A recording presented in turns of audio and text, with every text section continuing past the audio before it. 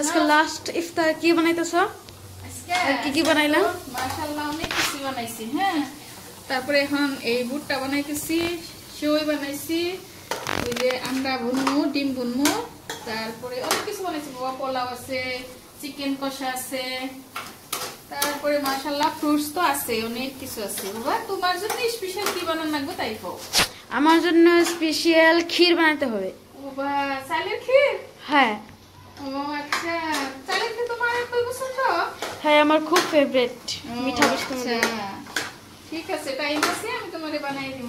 শোনো বাবা, তোমার জন্য আমি স্পেশাল করে চালের ক্ষীর বানাই দিই, ঠিক আছে? তারপরে আর কি, আর রমজান ওই শরবতটা খাবে আজকে? না, খাম না তো আজকে। কি খাবা? ম্যাঙ্গো আনছো তুমি? আনছি। হ্যাঁ, ম্যাঙ্গো জুস আনছো? ম্যাঙ্গো আনছি, ফ্রুটি। ও, আর আর ওইটা কি মাজা। ও, মাজা আনছো? আচ্ছা, মাশাআল্লাহ। এটা বলে দিব, ঠিক আছে? এটা অনেক টেস্টি লাগবে।